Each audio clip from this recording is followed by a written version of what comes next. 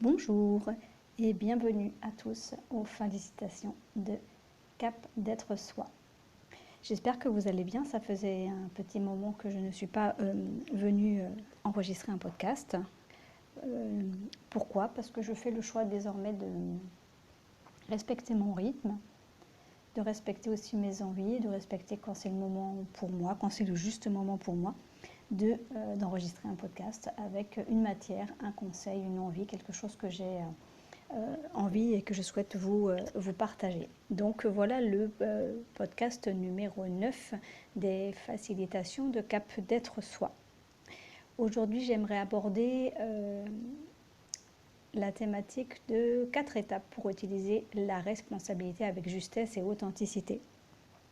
Cette idée, en fait, cette inspiration a émergé suite à un accompagnement d'un proviseur qui est donc en coaching individuel avec moi actuellement et qui est donc venu avec le souhait, l'objectif de trouver la juste distance avec lui-même et puis dans l'encadrement des personnes avec qui il travaille, sachant que la notion d'encadrement, je dis bien notion d'encadrement et non pas de management, puisque le management ne concerne que le personnel et pas tout non plus, pas tous administratifs, que les autres collaborateurs ou les professeurs ne sont pas en lien hiérarchique, mais on peut quand même encadrer. L'encadrement est bien pour rappeler la règle, donc on peut recadrer, faire un rappel à la règle, même s'il n'y a pas une notion managériale. Voilà, donc je voulais aborder cette notion de responsabilité parce que ça va aussi faire du lien avec le triangle de Cartman que j'aborde régulièrement et pour vous donner voilà, 4 étapes pour utiliser effectivement la notion de responsabilité au bon endroit. Pourquoi en fait je parle de ça? C'est parce que c'est une personne qui a beaucoup de difficultés à lâcher son téléphone portable, que ce soit sur des temps de formation qui sont normalement dédiés rien que pour elle, pour laquelle on demande, et je demande bien évidemment, de couper toute distraction. Et l'idée c'est d'offrir à chacun un temps serein, d'écoute, de partage authentique, réel. Et puis, en tout cas moi, pour ce qui me concerne, avoir une relation respectueuse avec les personnes qui sont là. Et puis une relation respectueuse avec moi-même qui est en train d'animer. Cette personne, donc, je l'aime, donc, comme je le disais au départ, aussi en coaching individuel.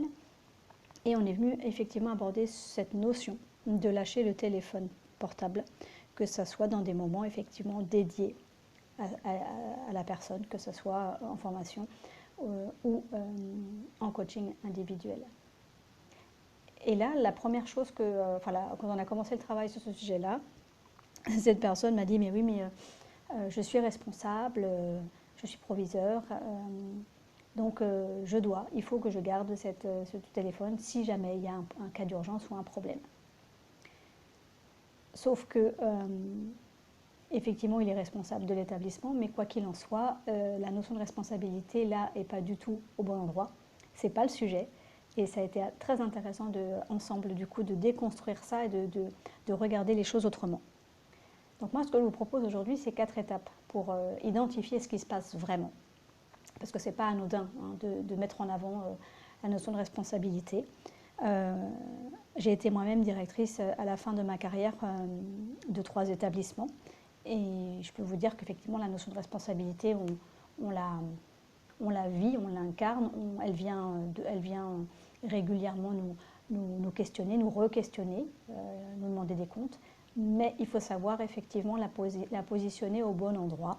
Et en aucun cas, la responsabilité doit justifier que quand je suis en formation, quand je suis en réunion, quand je suis en coaching ou avec des gens, ou quand je suis aux toilettes, ne vient acter le fait que vous ne pouvez pas ne pas regarder, consulter ou pas mettre de côté votre téléphone portable. Alors pourquoi? En fait, la première étape vis-à-vis de cette prise de conscience que je vous propose aujourd'hui, c'est que, petit 1, À quoi ça vient répondre en fait, cette notion de ne pas lâcher le téléphone, cette notion de responsabilité, en fait, qu'est-ce qu'elle vient dire pour vous? À quelle croyance en fait vous venez répondre?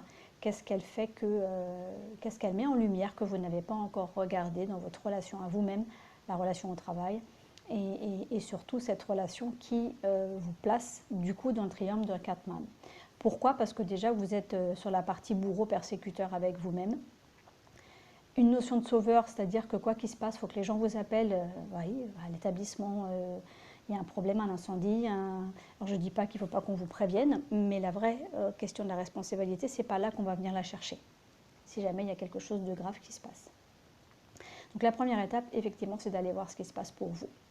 La deuxième étape, c'est d'identifier pourquoi, en fait, aujourd'hui, il se passe que cette notion de responsabilité, en fait, elle est biaisée. Qu'est-ce que signifie être responsable pour vous dans votre métier? Est-ce que vous êtes là pour dévouer corps et âme? Est-ce que vous êtes là parce que est-ce qu'elle se situe au niveau de la croyance de se plier en quatre, d'être toujours disponible, de prouver quelque chose? Donc ça, c'est la deuxième étape. Une fois que vous avez pris conscience de ce que ça vient dire de vous et à quelle croyance et dans quelle partie du triangle vous vous trouvez en fonction de la situation, c'est d'aller voir quelle est pour vous la vraie définition en fait de la responsabilité. Ça, c'est la deuxième étape. La quatrième étape, concrètement, c'est d'aller se demander pourquoi aujourd'hui vous n'essayez pas, vous n'expérimentez pas, mais ne serait-ce qu'une heure ou 30 minutes, effectivement de lâcher prise sur ce téléphone. Parce que finalement, vous mettez vous-même otage. Vous êtes coincé avec, voilà, vous mettez vous-même votre propre bourreau. Donc, qu'est-ce qui se joue pour vous? Qu'est-ce qui fait que vous rentrez en relation avec ce média de cette manière-là? Qu'est-ce qui fait que vous ne pouvez pas exister sans ce téléphone, sous prétexte de responsabilité? Alors bien sûr, quand je dis sous prétexte, bien évidemment, je ne vous juge pas. J'ai été directrice pendant une vingtaine d'années. Je sais ce que ça vient mobiliser, je sais que ça peut être très confrontant, mais c'est parce que ce n'est pas au bon endroit dans votre relation et dans votre réflexion. Donc ça, c'est la troisième étape.